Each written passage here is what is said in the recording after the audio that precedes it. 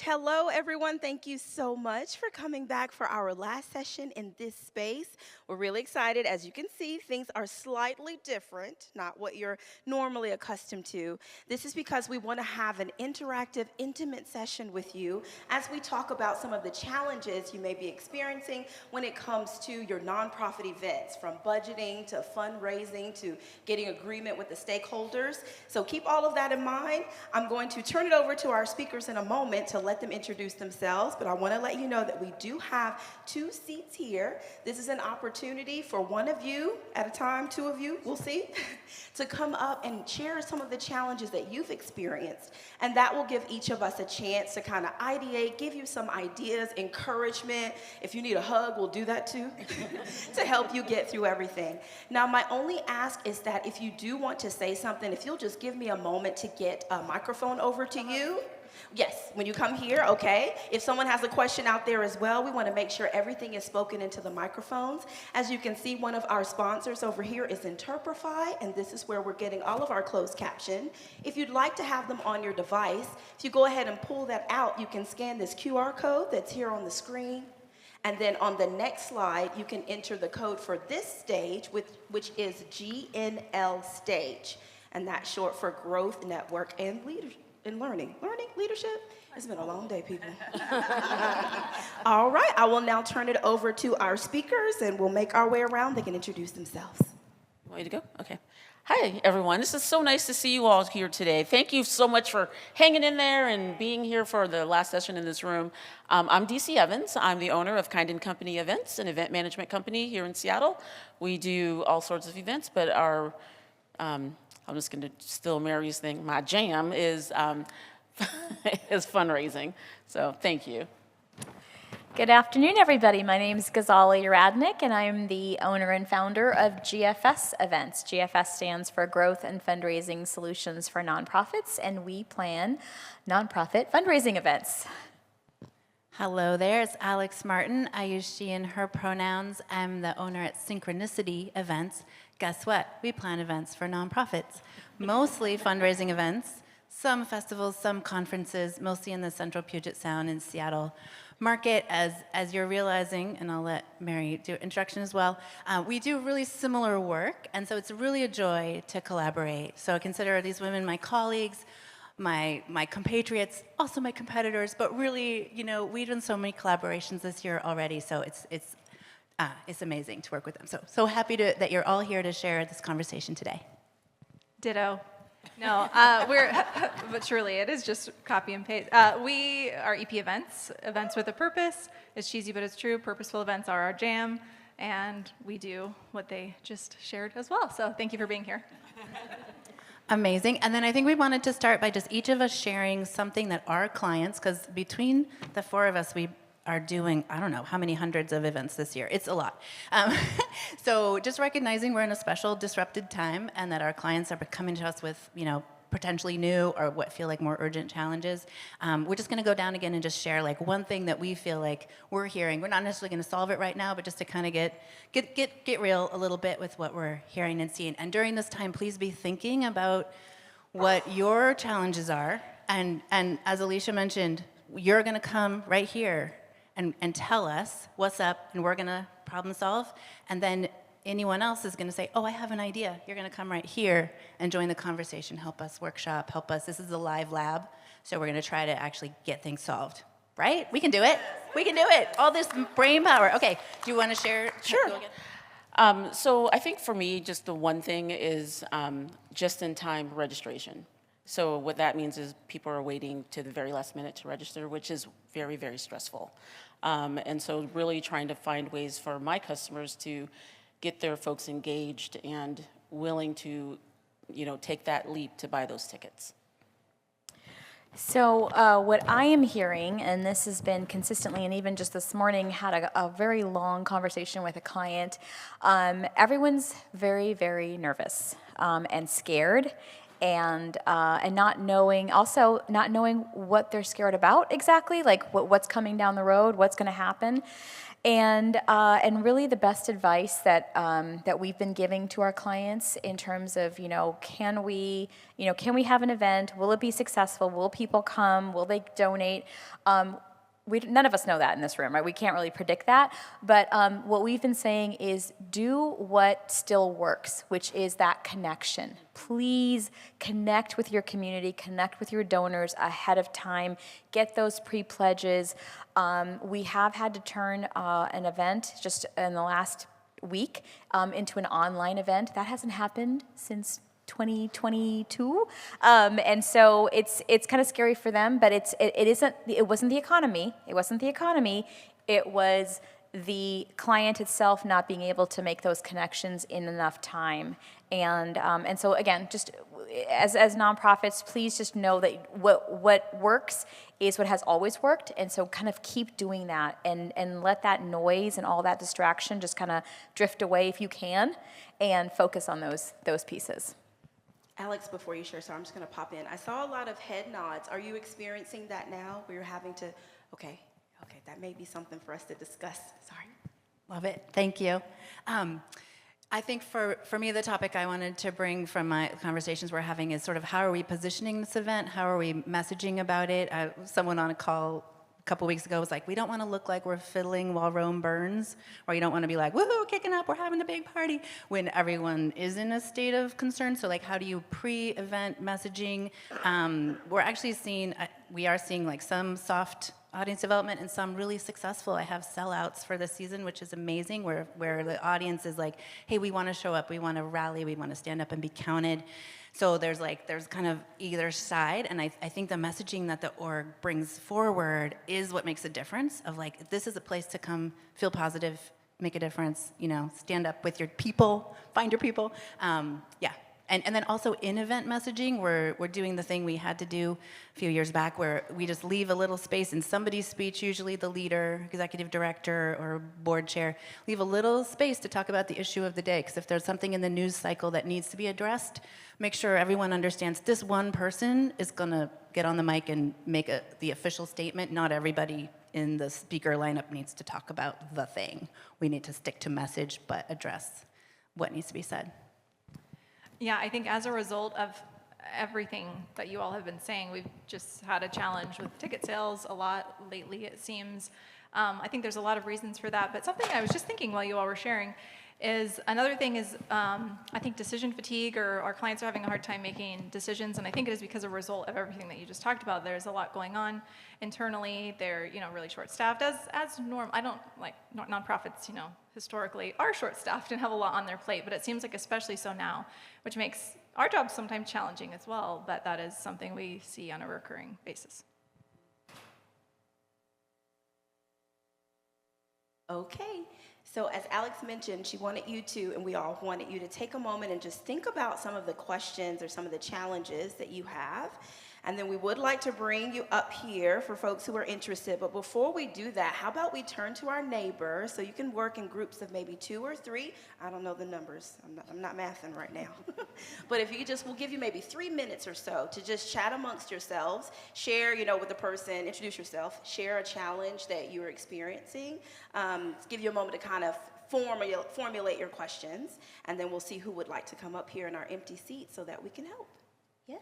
All right, 3 minutes starting now.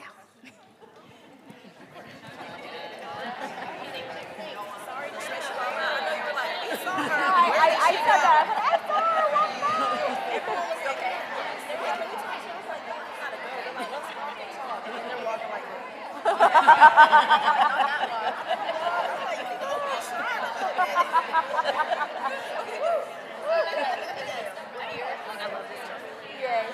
Yes, this is great.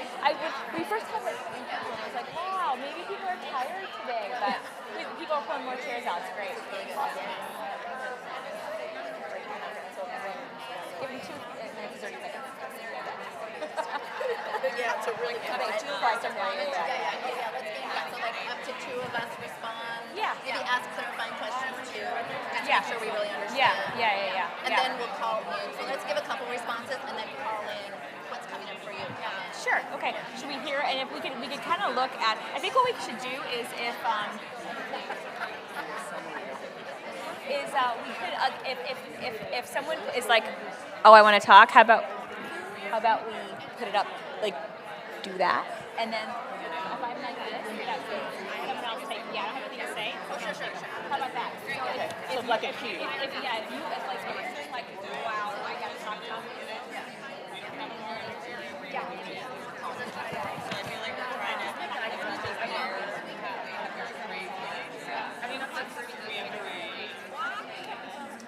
Okay, we're ready to bring it back here. If you or someone you know would like to nominate the person, no, I'm just kidding. Okay, we've had a chance to chat about our challenges. Hopefully have a question framed in our head. Yes, coming to the stage. Are we bringing up both people at the same time or one at a time? Let's hear the question and then we'll hear if someone wants to join. Sounds good. I'm eager. I'm like, get up here with me. Okay, go ahead. Hello, I'm Julianne Reed. I'm with Kilbreath Events. I work with Alicia and Liz, and I actually get to collaborate with these lovely women all the time, which is really, really special. Something that has been so hard this year has been working with clients who we all know how important connection is. We all know how critical that is. And I still have clients who say, we sent out all of our procurement forms and we're waiting for 400 silent items. And I'm like, please stop doing that. And I can share all the data in the world that says, you're not making any money and you're spending too much time. So how do you guys encourage people to, what things do you say? How do you extend to clients that they need to move away from that direction? That it's really about the experiences. I so want to talk about this, and I could talk about this for 45 minutes or longer. In fact, I just had that conversation. We had a client this morning who got on a call. The conversation was around the super silent, and it was with one of my team members, and she was asking me if I could be on the call, and I was like, oh, I will definitely be on the call, but we are not talking about the super silent. We are talking about all the decisions that have not been made, all the pre-pledges that haven't been done, all the things, and we went through a lot, and I could tell there was overwhelm. So what I say about a silent auction, and this, I don't know if this rings true for all of you, it's, first of all, it's 10,000 times the work, right? Little return to no return. It's entertainment. If you can look at a silent auction as entertainment, then you're successful. And entertainment should be 10 items. I'll give you 15, maybe.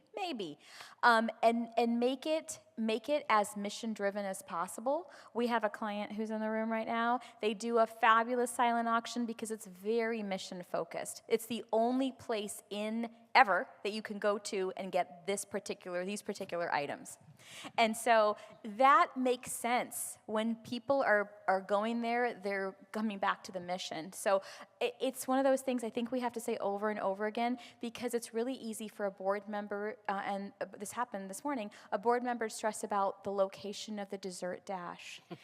And I was like, that's their concern? That was your board meeting conversation, was the location of the dessert dash, not the fact that we haven't hit sponsorship levels and we haven't, our ticket sales aren't quite there. And I was like, you've got to just keep that, basically just allow board members to understand that we need to keep them up here. They don't need to be in the weeds. And they love being in the weeds because it's easier. Right? It's easier to talk about the location of the dessert dash table than it is to talk about the fact that we don't have our pre-pledges committed. So, yeah. And I'm just going to say it is a challenge. It's a big challenge. And I'm not the planner for this particular event I'm going to talk about. Our team was brought in to do registration services. But they have 110 people and 173 items. I'm like, oh my gosh. So the struggle is real because it's hard for folks to get out of the mindset that this is their moneymaker. This is this is why people are here. I had a customer say to me, well, we gotta have a lot of stuff because that's how people are gonna come because they wanna get a sale. And I had to say to them, it is not about the stuff, it is about your mission. It's about what it is you're bringing to the community, and it's not, your friend's quilt or someone's toy basket. So, you just like Gazala said, you really do have to have that really honest conversation with them. And really try to imprint on them that the stuff, it doesn't matter. That's really the bottom line. It's not about the stuff. So. Does anyone want to take the seat and talk more about auctions? Because you can tell we have strong opinions. Yeah? You want to jump in on this topic? Come on down. Just because we have a client relating to this right now. Okay. Yeah. Well, thank you. Well, I feel so important right now. We actually have a client coming up in a couple weeks, and one of our first conversations with them, they told us that they have around 75 silent auction packages. And I immediately froze because I have heard of all this, of that it is so much work, and that it's, a dying trend. People are trying to do more curated and all those things. And I had a very, very honest conversation with this client that I was like, this isn't it. You're not going to earn the money you want to earn. And they also send all the people out to procure these packages. They don't give them any direction. They just say you need to get a certain number of items, and then they kind of curate these packages afterwards, which is like, no. Like, you need to have a vision. You need to have the messaging. You want to make sure that this is tugging on the people's heartstrings that are attending, because we are in a downcline of just disposable income and all that stuff with the government trends and everything like that. So I felt I had a really good win because I got them down to 20 packages. Yay! Yeah. And then the other thing that they were doing is they only had 3 live auction items with their 75 silent auction packages. And their silent auction packages were trips to Orange Beach, Alabama, and to the coast of Oregon. And I was like, these need to be in the live auction, guys.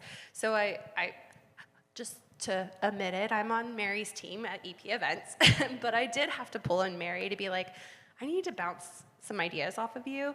And we, as a team on EP Events, collaborated, went through their things, and made these recommendations that they took back to the board, and we got it down. So it was a huge win, and I think you have to be honest with the clients. You have to be willing to have those hard conversations.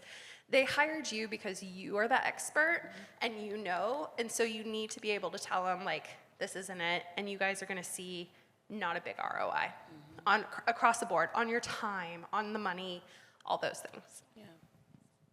Thank you. Fantastic. Okay, let's give our two volunteers here at the front. Quick question. I'm so sorry about silent auction. On mic. Oh yeah, let's get. Okay, I'll let you come to the front. See, I was just about to congratulate us on the way we did that, but come. I'm not coming home. My voice is loud. Okay. Oh, It's for Interprify. I'll bring the mic to you. Yeah, it's all good. It's all good. Sorry, it's a really dumb question. I live in a rural town, and we have 1,600 nonprofits. So we do a lot of galas, et cetera, and I'm at a venue. There's currently, I would hate to say argument, but that's the best way to do it, because all the silent auction, all the nonprofits are infiltrated with each other. But half of them are like, we need to go back to paper, and half of them are, nope, we still need it electronic. So I guess I just want to ask the experts so I can better tell my clients. Yeah, if we can eliminate the silent auction, that would be best. So that's option A. Okay, good. Just want to make sure we understand each other. Someone up here just said it was a dying trend. I'm like, yeah, we're killing it. We're actually aggressively stabbing the knife. We want it gone. But I would say it depends on on what you want people doing. I still am cool with the paper bid sheet, even though I'm a modern gal, because the paper bid sheet, I'm like, oh, I like it, 3-digit bid number, I'm walking away. The online, I'm like, oh, it's package 421. Scroll, scroll, scroll. Oh, now I have to find my keyboard, and I'm Gen X, so I'm good, but my eyesight is starting to get soft. So yeah, so it's a little bit longer of a process, and then it is cool because it'll ping you on the phone and remind you. But it's just like, what do we want the interaction to look like? Do we want it to be a little bit down in here, or do we want it to be a little bit more love it, and move on, back to the cocktail bar? So it's just let them know it changes the vibe. Yeah. I think something to add, internet. Oh, internet. Internet. Thank you. Yeah. Oh, yeah. Is there internet? Thank you. Yeah. You're the venue, so you know. Yeah. Is there solid Wi-Fi? We're good. Or a great cell signal? We're good. Yeah. Okay, new topic? Yes, new topic. Okay, we're gonna have you come over to the front. And the flow that we had was good, right? We have a person seated, They ask the question, we get some feedback from the experts, and then you're welcome to come up as well. Thank you. I'm Bridget Schaefer. I am with Birdie Lane Events. We do all nonprofit fundraisers. So I have a vendor question. I just got a new client that has been doing the same 5K for 20 years, and they had the same event planner for 20 years, and all the same vendors for 20 years.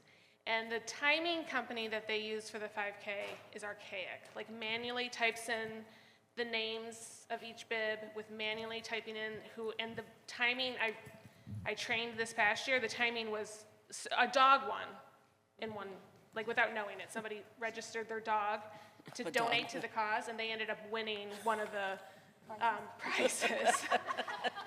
So I found a new vendor, but everyone is like, heels are stuck in the mud with change. So how would you, I guess this is twofold. One, how do you work with the vendor if you're forced to work with a vendor who you know is incompetent? And two, how do you try and help choose a new vendor? I mean, I think you're not alone. We all experience this a lot. Depending on, too, like how much decision-making power you have in that situation. We get thrown into a lot of situations when it is what it is, and so we're just going to roll with it, so not alone. First of all, I think that there is value in using similar vendors again and again. So that's where I'm starting, and then I'm going to end and actually answer your question.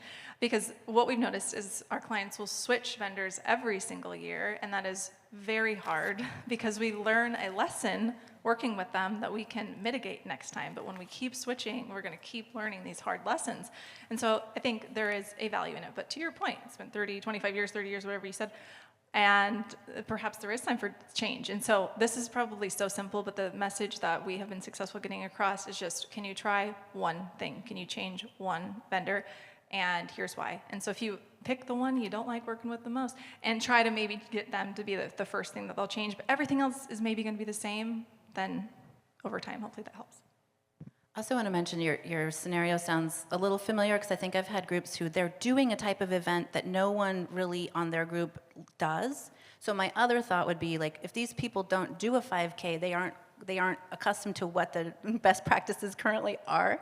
So you might say, hey, let's go volunteer at this other group's 5K 6 months in advance of yours, and you can see what they're using, you can trust it, you know it works, and you see the outcome is so much better than the dog winning.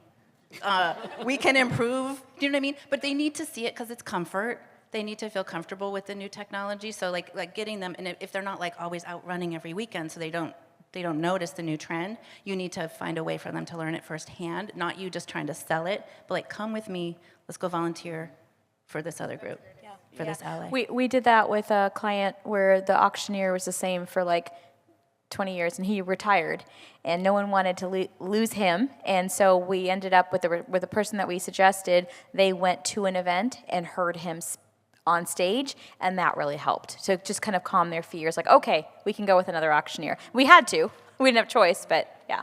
So maybe going somewhere and checking it out. Anyone want to join us? Yes, would anyone like to come up? Have you been able to solve this, or do you have a twist on the challenge? Here's your chance. Good? All right, well, thank you so much. Thank you. All right, we're ready for our next topic. Now, if you remember earlier, we were talking about less than desirable turnout, folks showing up and not really giving at the level that they've done in years past. Would anyone like to share about their challenge in that area? Oh, we have it all figured out. Would someone like to come tell us how they solved it? We heard you all talking, so we know you were talking. Is it the hot seat that makes you nervous? Haley, It's lukewarm, I promise. you have a challenge. Come Here, on. round of applause, please.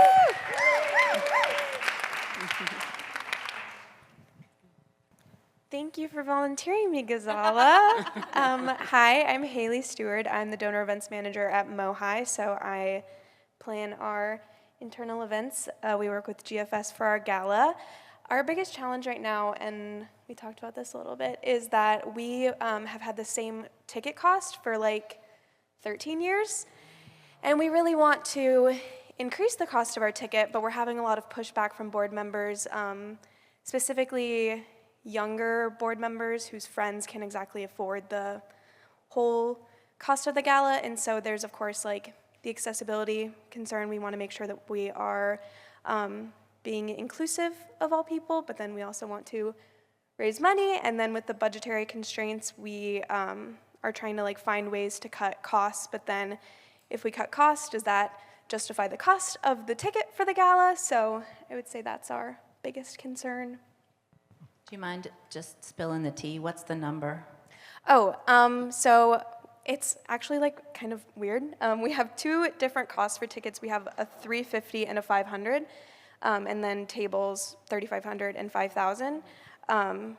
I think that we're gonna keep two different table levels, but a donor last year asked me, she was like, what is the difference between the $350 and the $500 for the ticket? And I was like, oh, well, with the $500, you get like closer to the stage, you get a different experience. And she was like, well, what if all of my guests get $350 and I get $500? Like, how does that work? And I was like, oh, wow, that's a really great point. So. Can I just, oh, go ahead. Sorry. I just wanted to ask, do you have sponsors help pay for the event? Mm-hmm. And is there any way to offset some of that pricing for the folks that can't afford whatever the ticket prices are? I think, I don't know, probably. The reason why I ask is I have a customer that does a pay what you can option, and there's a limited amount, and it's so that they can get those younger folks in the door without them feeling kind of, weird. Like when they first started, they said, can't afford the regular ticket or something, or I was like, we can't say that. But it did open the doors to people who couldn't, afford the $350, they could pay $150, and it still worked out just fine. And like I said, it's a limited amount of tickets, and that just keeps that inclusion, there for those who are trying to get to the point where they can donate and, participate in something like that. I'll just say I'm a huge fan of 3 ticket levels, actually.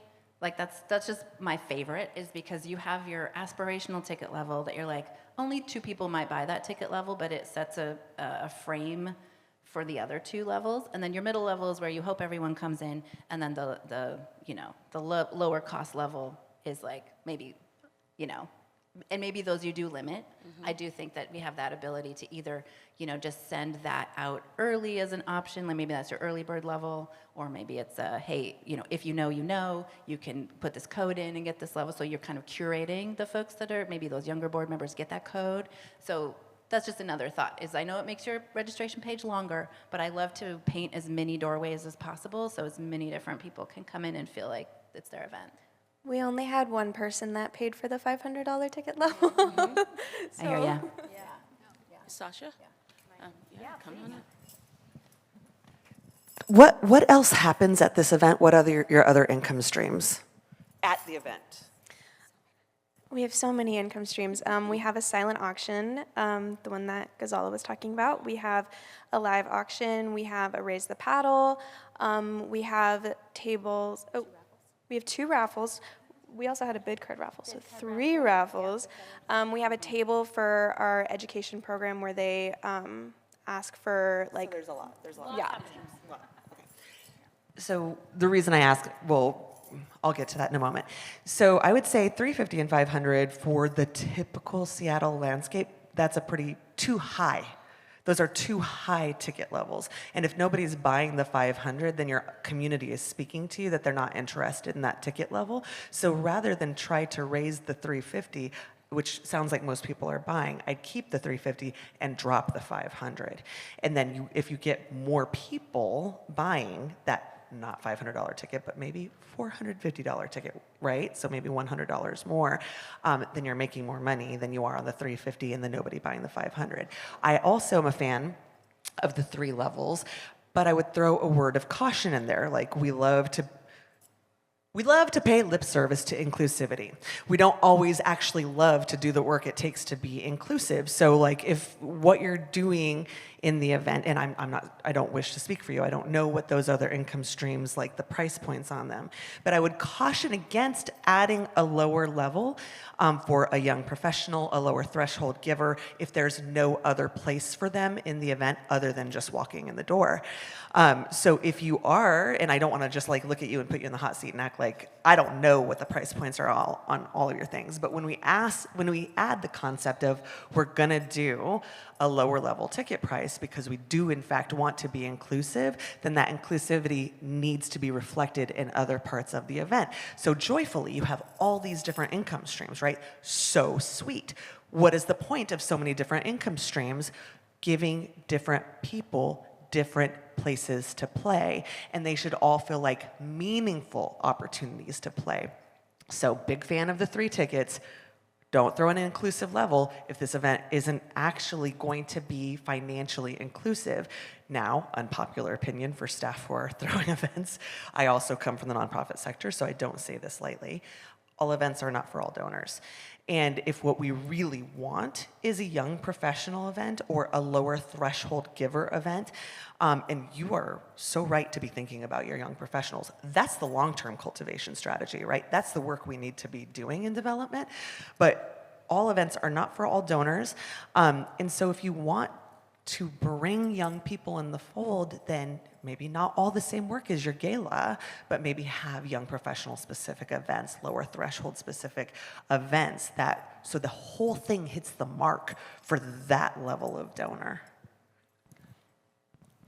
And that's my advice too, which you've already heard, is that is that this particular gala isn't for every donor, right? It's really not for the young professional, because they could buy probably the only thing they're going to be able to do is buy one raffle ticket, and not even we have 2 different prices points, right? So I think that having another event, having a community event, and cultivating those donors, because it's going to take a good 3, 5, 7 years to get them to a point where, and that's the work that has to be done, and it's long term. And I think that's the hard part. Every nonprofit wants to have that instant. How do I get those Gen Zers in the door today? You're not going to get them to a $350 gala. You're not going to get them to a $250 gala. Not even a $150 gala. I've got some Gen Zers in my family. They're not coming to that, right? And so I think that's probably the best. I think we're just going to have to come up with some ideas around that. So, Gazala, are you thinking like a fundraiser or a real? Well, Mohai has a couple of other events throughout the year, and I think that's where the focus needs to be for those, and getting those people, and then having maybe some of those people like, hey, would you like to volunteer at our gala? I know we don't do volunteers. I know that's a whole other conversation, but we can, yeah. Respond to DC. Oh. Know about the fundraiser, because if you're trying to cultivate the philanthropic muscle, if you're trying to get them to tone those muscles, the way to do it is not to get them to come and not give, but you need to make it clear that a gift at the level that they can give is meaningful and will be put meaningfully to work. And so the ask has to be right-sized to the people in the room. So again, you don't cultivate young professionals and lower threshold donors by not asking them to donate. You're just continuing to reinforce the message that their $20 and $50 gifts don't matter.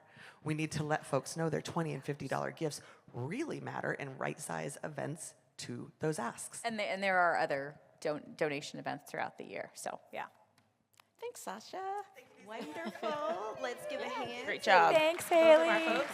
We have one more question. Would you like to make your way up to the seat? I feel like we should music. Woo, I know, we should have music. Ooh, how does Interprify do? It just stopped.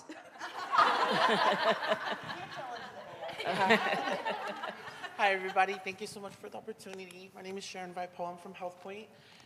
So we're a nonprofit healthcare organization in South King County. We usually have a yearly fundraiser that we do, a gala in September called Kaleidoscope. Unfortunately, I know it was an ELT decision, but it was very thoughtfully, planned out. We had canceled it this year, unfortunately. So right now, like my team and I, we don't have like we usually use Soapbox sometimes, but it's just my team, my development team that plans these. Our check-in people are our own staff, they volunteer.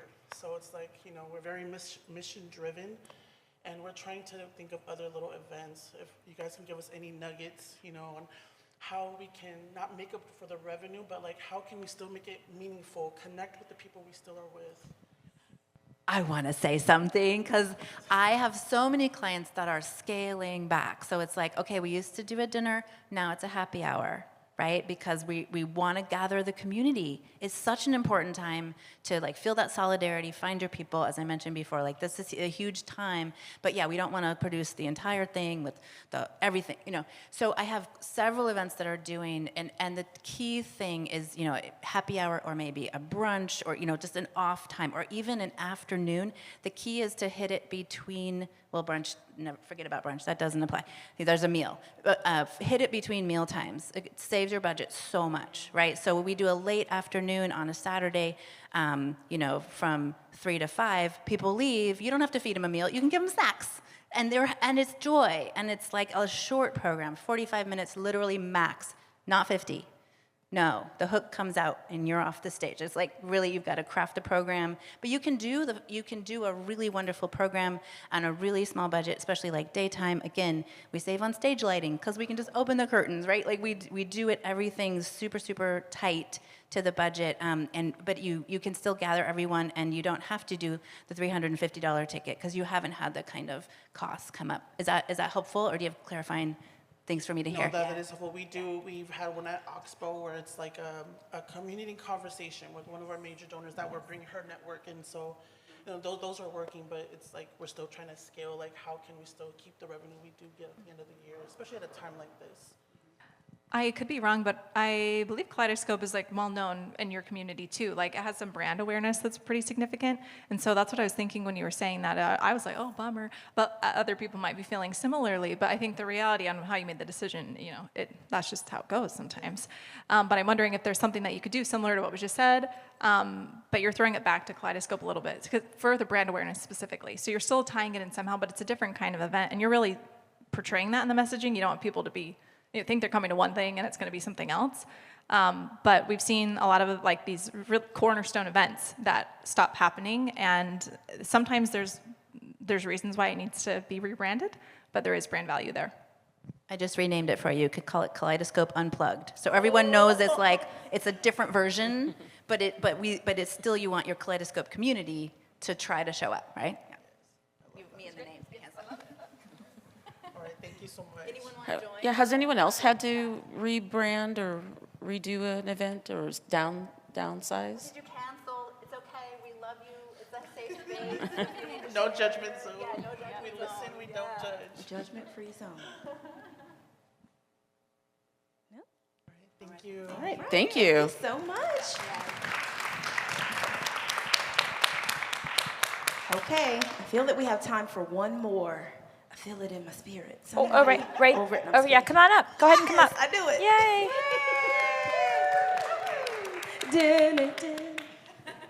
Hi, everyone. My name is Tracy Lortz. I am actually a venue manager at a space called Avenue Portland, so down in Portland, Oregon.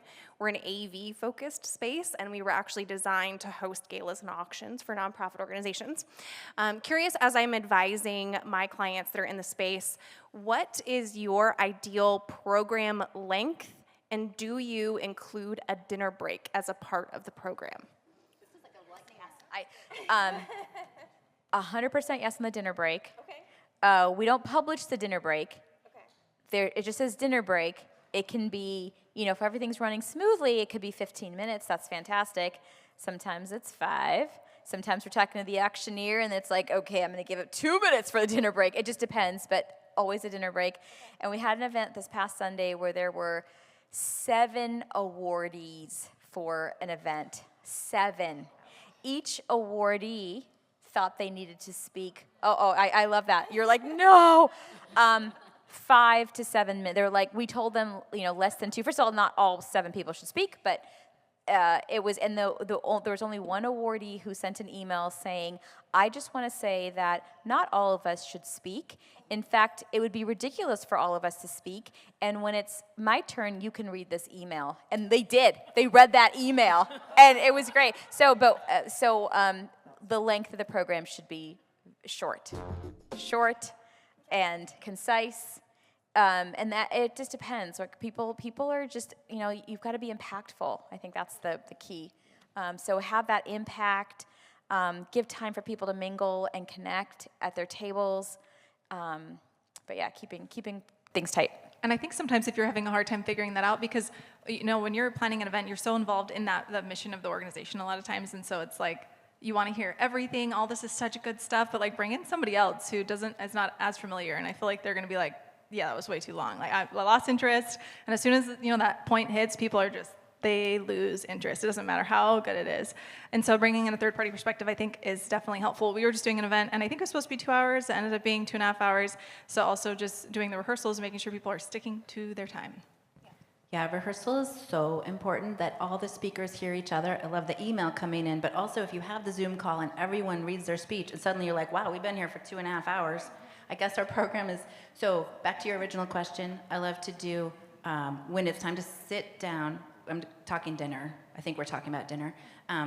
We do our welcome, we do our land acknowledgement if we're doing that, and we do thanking our sponsors. So I consider it the business, like that's how we business. Then maybe we do one fun thing, give people a prompt to talk about at the table, and then break for, as Gazala says, it's up to us. We're the event producers.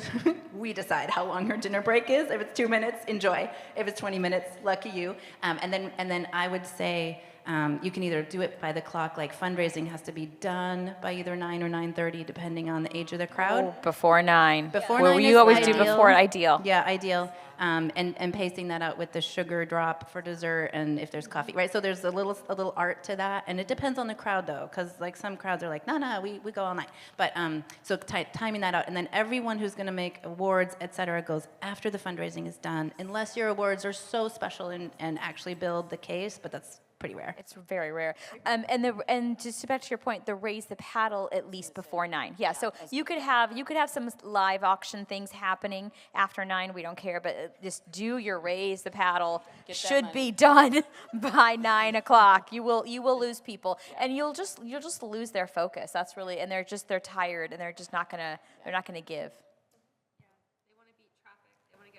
Microphone, please. Beat traffic at home to their kids. Right. Yeah. Did you want to come up? Come on up. Come on up. I was going to say, you said Portland, and I'm from Vancouver. So we have, hi. And so depending on if you're a Portland client or a Vancouver client, it goes to 8:30. Yeah. Yeah. So like it doesn't break at 9. Like at 9, they've left. Yeah. And you've got like the tables that drank too much are staying. So. And no dance parties, people. No dance parties after. We're not doing that anymore. We're not. We want to go home too. I think Mary and I just decided we're moving to Portland because we want to be home. Yeah, we want to be home. Seriously. I'm in. More events that end at 8:30. Witching hour. Yeah. It's the witching hour. Like 8 o'clock, 8:30. You're done by 8:30. Oh my God. And if you're doing it at a casino, like all your back has gone up and gone to the casino floor. Oh, you have a casino, because we have a casino up there. They go to the casino floor. They're like 8 o'clock. They're like, we're gone. They're gone. Oh yeah. Oh wow. This is a great topic. We're learning so much. I was curious because Thank you, Portland friends. the two markets are different. Yeah, they are. Yeah. That's why I was interested. Yeah, thank you. Yeah. Thank you. Awesome. Thank Woo! you. So good. Thank you for broadening our Northwest conversation here. We're like learn from each other. I love it. If no one else has a question, can I sit in the hot seat? Come on. Get over here. My own music. Oh, you did it. Hi, my name's Alicia. Hi, Alicia. Hi. My question is, how do we know when we should bring in an event planner or an event producer? Because like my uncle can set the tent up in the back. Like my dog could probably handle the dessert dash. Like when should I call on the professionals? I love how you're volunteering the pets. That's good. Everyone works at my house. Everyone works in every nonprofit. Does anyone want to jump in? I'll start. I just think that people bring us in when there's trauma. And we want to kind of not do that, but you don't know what you don't know, because we all have heard the people who have said, I've done my sister's, bridal shower, and I've done this and that, and we always do our own fundraisers. I think people realize once they've gotten into it that they're over their heads. It's more than just making centerpieces and more than just ordering food. It's really an organized, strategizing job that we are trying to make easier for our customers. We're not in it. We're not in it for the money. But we really do, at our hearts, want to help people and make their event successful. And so, like I said, I think once people realize they're in over their heads, that's when it starts. And I'll let you talk about when. Ideally, bringing in, there's very rare organizations or nonprofits that probably couldn't get support from an outside planner, and I'm not just saying that because we're planners. It's true, and we work with, I think all of us work with clients who have no staff at all volunteer board. We work with clients who have a good number of staff and maybe even an events person on their staff. There's still other work to be done. Our ideal situation, at least for GFS, is that we like to begin our work between 6 to 8 months with a client, and so we can really get a handle on how things are going. And that's already, we've already secured the venue, we've already secured your auctioneer if you're doing an auction, or whatever you're doing, and then or an MC, and then you've already secured some other key components for vendors. So that 6 to 8 month period, I think we all love that. We just got hired to do an event that is in 4 weeks. And so, because they hit the trauma mode, right? And they were just like, we are, and this was a referral from a past, from another client. And so, we are hitting the ground running. And it was that first meeting that we took where they were just like, I was like, I promise you by the end of this meeting, your stress level will go down. And at the end of the meeting, she's like, oh my God, thank you for being here. And so I think that's part of it too, is like, that's what we do. One of my team members says, we are a stress chamois. Those things where all the stress comes up and we absorb it. And trust me, my team absorbs a lot of stress. But that's what we're here for too, is to help alleviate it. But it's the planning. Like, don't come to us when you've got trauma. Come when we can actually sit back and strategize and think of these cool ideas. And we've got a lot of ideas, so. Yeah, making it better. And I think when it's time to hire an external event planner, when you want your staff and board to focus on the actual fundraising and relationship building, let us worry about how many microphones and all the things and what time is the whatever service starting and ending. We got it. And we can, I tell my clients on discovery calls, like, we're going to build the ship and help you sail it where it goes. You're going to fill it with the right sponsors, the right table captains, the right, you're going to tell us what your community needs and wants, but we're going to build the right ship and sail it with you. So we're going to take care of all the floor plans, all the run of show, the cue sheet, make sure you're on point. So that's the way I would divide it. I know there are some event planners who also do the fundraising pieces, and our team at Synchronicity, we take a hard line, like, we don't want to build your relationships. So that's just we advise, thank you. We advise, we want to do strategy with you, but then we're going to turn your staff and board loose in the community.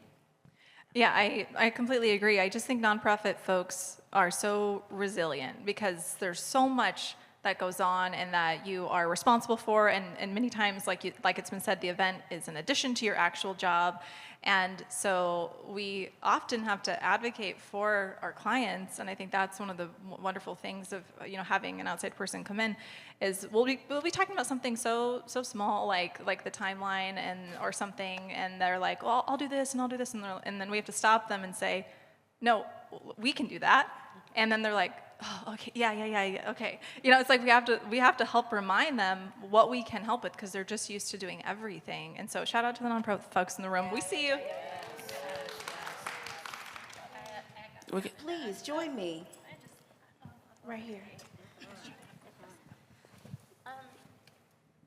I also think it's really important to ask yourselves when you're like, we have volunteer and staff to do this, are they volunteering or are they planning on attending as a guest? Okay, it hit home.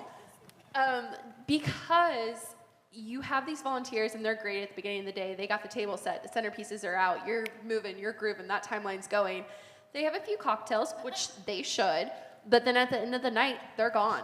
And then I'm having to strike 500 tables, 500 centerpieces. And volunteers cannot have alcohol. They cannot have alcohol. And staff can't have alcohol unless they're a guest. I mean, those are the liquor laws. So In Washington, we have other states represented here too. Just saying, that's Washington State. liquor Yes. laws. Yes. We love Portland. You can do whatever you want. Right.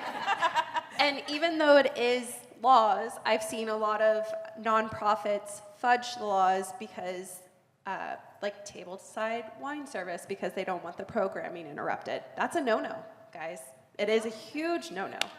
It is okay in Oregon, or? Yes. Okay, so, yeah, We're all moving to Oregon. That's who's what I'm moving getting to Oregon? from this. Yeah. Let's go. All events in Oregon from now on. Right. On our way. But it is a really important thing to ask at the end of the night, because if you have these volunteers who want to attend the program, they're not going to want to be there before the program. They have to leave to get ready, is another thing to take into consideration. And then afterwards, they've been there just as long as you, but they're not an event planner. They don't know the feet's going to be hurting. They don't know their knees are going to be hurting. They don't know they're going to be tired, hungry, ready to go home, and then they're just gone. Yeah. So take that into consideration for sure. You got it. Thank you. Thank you. Thank you. That was good for me. Yes, thank you so much. Can we have the wrap? We're good. Can we have the wrap? Yes. The rapper wrap? Yes. I didn't know if you all had any parting words. sorry. I was going to bring him in to really take us on home. DC's done. She's out. I got a massage at 3:10, guys. Priorities. I will just say, before DC goes to get that massage, well deserved, and before we all move to Portland, which I love that takeaway from the session. This is amazing. I do just want to say it's been a wild, couple months here. We're riding it out, and I'm just so happy to be working where I'm working in the nonprofit sector, because we are, communities that are so resilient. I love how you just mentioned that. I just wanted to reflect and amplify it, because we're so lucky to show up to meetings with folks who are strategic, working towards solutions. And I had a meeting with nonprofit people recently where everyone was kind of stressed out. All I can do is watch the news all day and stress out. I was like, whoa, my nonprofit folks are so much we're already finding our way forward. So I just want to, again, shout out to our nonprofit folks. And yes, it's an amazing time. Rise into the occasion. So thank you. No, just thanks for being here. Thanks, everybody. Yeah, it's a great conversation. Yep. Woo. Oh, thanks, Alicia. You're awesome. And thank you for everyone who took a chance and sat in the hot seat. Yeah. Thank you for everyone who came down. Yeah, that was awesome. Yes. But it worked just as we thought it would. Yay! Okay, before you all depart, we do have a special guest here. Baba's going to come up. Get the crowd hype. Do you need me to beatbox? That's all I can do. Oh, I don't know how good I'll do on this, though. No, I'll hold it. I just need 1 second to set up. Mic check. 1, 2, 1, 2. You're going to open for every show now. All right. Show of hands if you are an event planner. Show of hands if you have ever hired a rapper to deliver custom content at your event. I'm here to change that. We are Event Wrap. We're based out of New York. We flew here for the Northwest Event Show, and it's myself and a team of 10 skilled underground rappers. And we go to events and write content original for the event and freestyle. So what you're about to witness is a song I wrote in the last 45 minutes. And I thought I was coming into this event, because I looked at the schedule, with 4 people on the list. And I was like, oh, great, I'll rap about 4 people and their businesses. And then 13 people spoke from up here. So I have now composed a rap that name drops all 13 of them and what they talked about. So that's what you're going to witness right now. And suffice to say, I will never perform this rap again as long as I live. So it is special for this audience, and I hope you enjoy it. Let's drop the beat. It has some call and response moments. It goes, Fundraising Fusion. It's a movement, events with the vibe aimed at solutions. Fundraising Fusion, make it amazing. We put the fun back into fundraising. Fusion, you can feel it in the music. Events with the purpose to connect humans. So let's do this. So many innovations to put the fun back into fundraising. Can you feel it? The feeling of panic, the feeling of living in times that are tragic. You heard it from Gazala Uradnik. It's a feeling if you don't know why you have it. Can we have a call to talk about the silent? Say yes to the call because it's a client. Julianne Reed feels she wants to get violent, but you can pivot and make them purpose-minded. Have a vision. Don't worry about the items. Make the decisions. You need to guide them. Listen to Kim Cooper from EP Events. It's a tough job. You don't have to make friends. Have that honest conversation on the topic. They say silent, you say no, that's not it. If it's a prize with an actual vibe, then put it on stage, up in the live. Silent auctions are a dying trend. No need to prop up the corpse and pretend, especially not around Alex Martin. She's the one actively stabbing the carcass and stomping it. You can see how popular the topic is, but they are solving it. Next topic, Bridget Schaefer wanted it. How do you get rid of a vendor that's incompetent? That's why we had this valuable talk. Gazala had a good suggestion. Walk. You know you can't train that dog, especially when the winner is a literal dog. So what did Rover win at the auction? 2 doggy class tickets to Boston. Awkward, but I have to say that's awesome. Still better than walking.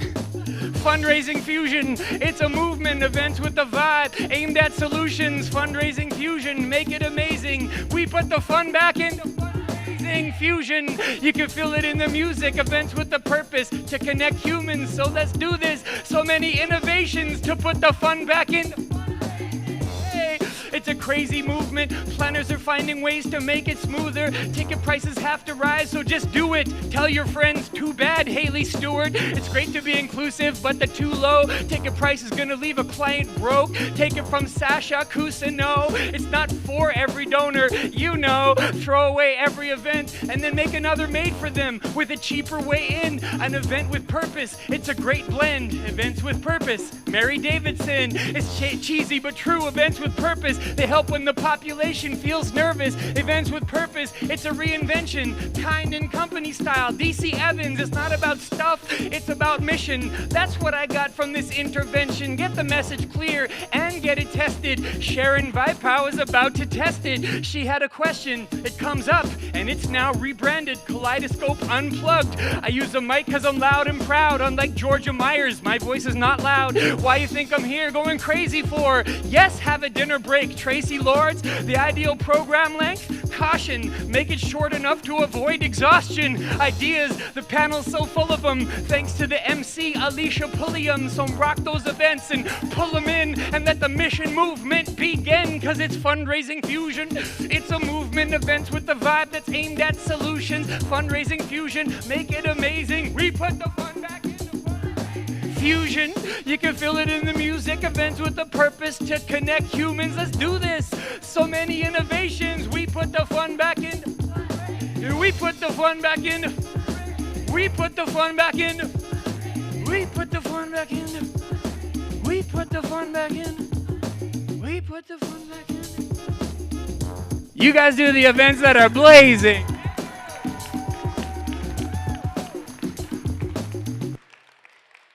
Writing that may have been the most intense intellectual challenge of my life. So thank you. Thank you for indulging me.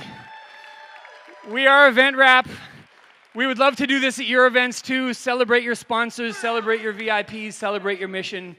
We write raps for all occasions. Please come and get in touch. Thank you so much.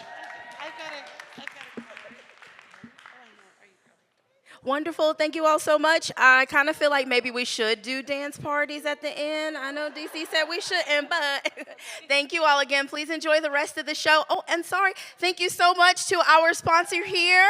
Right? We have On the Run on the night. No. Own the Night. Sorry, I got too excited. Own the Night Productions. Thank you to Mike and thank you to our sponsors.